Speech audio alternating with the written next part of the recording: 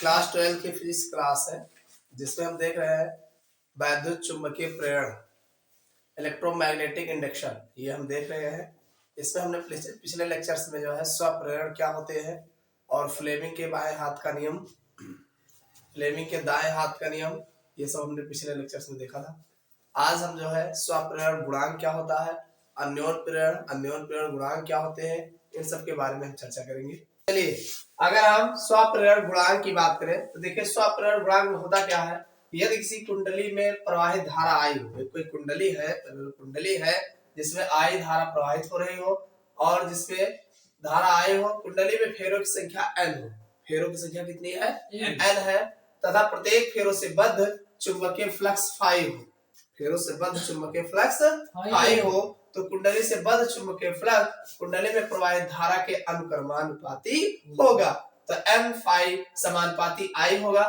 Phi यहाँ पे समानुपाती हटाओगे तो L लाएंगे, क्या लाएंगे, L लाएंगे। n फाई बराबर L I। समीकरण एक मान लिए L क्या है, स्वप्रेरण गुणांक है। L क्या है, स्वप्रेरण गुणांक है, या इसी को स्वप्रेरकत्व बोला जाता है। क्या बोला जाता है, स्वप्रेरकत्व। और L बराबर देखो, L बराबर निकालोगे तो N फाई ऊपर चला जाएगा, I नीचे आ जाएगा। और I बराबर मान लीजिए अगर आप 1 एम्पियर ले लेते हो तो L बराबर N फाई आ जाएगा। क्या आ जाएगा, L बराबर N फाई। इस प्रकार किसी कुंडली का स्वप्रेरण गुणांक कुंडली से बद्ध चुंबकीय फ्लक्स के बराबर होगा जबकि कुंडली में 1 एम्पियर की धारा प्रवाहित की जाए। यानी 1 एम्पियर की अगर आप धारा प्रवाहित करते हैं तो जो ये स्वप्रेरण गुणांक होगा ये उसके ये n और फाई के बराबर होगा। अब E बराबर आप जानते हैं minus n delta phi upon delta T होता है। E बराबर जो होता है, E बराबर minus n delta phi upon delta T होता है। अब अगर E डेल्टा टी इसको इधर लाएंगे, E डेल्टा टी बराबर देखेंगे तो n डेल्टा फाई होगा। जैसे माइनस में अगर ये माइनस भी होता है प्लस भी होता है, ठीक है, तो यहाँ पे इतना आएगा। अब ये जो E डेल्टा टी है या n डेल्टा फाई है, ठीक है, n डेल्टा फाई, ये मान समीकरण 1 में रखने पर इसको उठा के समीकरण 1 में रखेंगे तो ये L डेल्टा I जो है, L डेल्टा I बराबर E डेल्टा टी हो जाएगा। समझ में आया कि नहीं? L डेल्टा I भाई ये है ना, N डेल्टा I है तो उसको डेल्टा लगा सकते हो, डेल्टा I बराबर E डेल्टा टी हो जाएगा। और E बराबर अगर निकालोगे तो L delta I upon delta T हो जाएगा।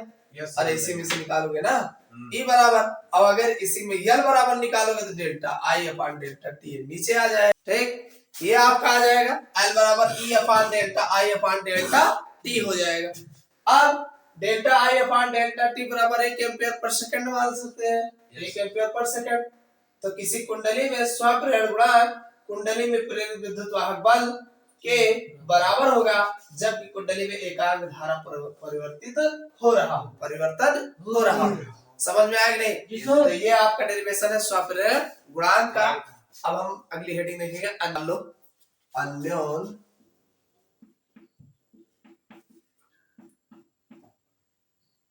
प्रेरण।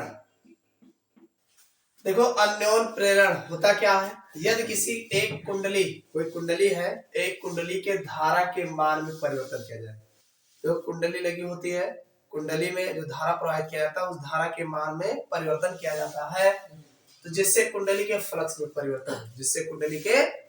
में परिवर्तन हो और ये चुंबकीय फ्लक्स में परिवर्तन समीप रखे किसी अन्य कुंडली में भी हो, एक दूसरी कुंडली हो उसमें भी यही परिवर्तन हो रहा हो, तो द्वितीय कुंडली में फ्लक्स परिवर्तन के कारण प्रेरित विद्युत वाहक बल उत्पन्न होगा। द्वितीय कुंडली में जो फ्लक्स परिवर्तन होगा तो उसमें प्रेरित विद्युत वाहक बल उत्पन्न होगा तथा द्वितीय कुंडली में प्रेरित धारा बहती है और फिर उसमें जो है प्रेरित धारा बहती है। ये घटना अन्योन प्रेरण की घटना कहलाती है। ये घटना क्या कहलाती है, अन्योन प्रेरण। देखो स्व मतलब अपने में भाव और अन्योन मतलब कि दूसरे के भाव, तो दूसरे के प्रेरित धारा बह रही है। समझ में आया कि नहीं?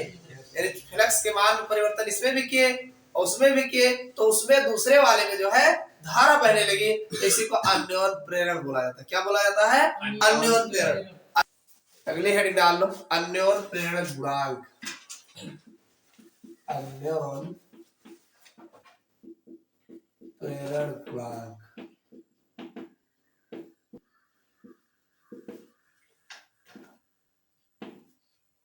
Of mutual induction.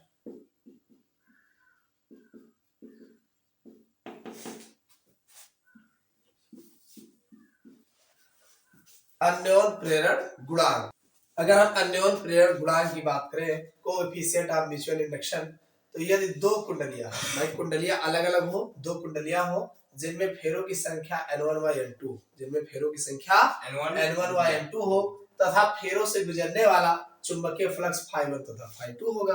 अरे दो है, जब हाँ तो एक ∅1 हो जाएगा, दूसरा ∅2 हो, तो द्वितीयक कुंडली में कुल चुंबकीय फ्लक्स प्राथमिक कुंडली में प्रवाहित धारा के अनुक्रमानुपाती होगा। द्वितीयक में जितना कुल चुंबकीय फ्लक्स होगा वो प्राथमिक में प्रवाहित धारा के अनुक्रमानुपाती होता है। तो N2 ∅2 समानुपाती I1 होगा।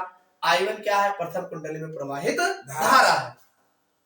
N2 ∅2 बराबर समानुपाती हटाओगे, यम लाएंगे, यम I1, ये हो जाएगा इक्वेशन फर्स्ट। M बराबर N2 ∅2 अपॉन I1। अगर I बराबर हम जो I1 बराबर 1 एम्पीयर ले लेंगे तो M बराबर N2 ∅2 आ जाएगा। ठीक सर। तो किसी कुंडली का अन्योन प्रेरण गुणांक द्वितीय कुंडली से बद्ध उस चुंबकीय फ्लक्स के बराबर होता है जो कि प्रथम कुंडली में 1 एम्पीयर धारा प्रवाहित करने पर उत्पन्न होता है। भाई प्रथम कुंडली में अगर 1 एम्पीयर की धारा प्रवाहित करते हैं तो ये अन्योन प्रेरण गुणांक के बराबर होता है, ये चुंबकीय फ्लक्स के और उसमें फेरों की संख्या के गुणनफल के बराबर होता है। ठीक जी सर।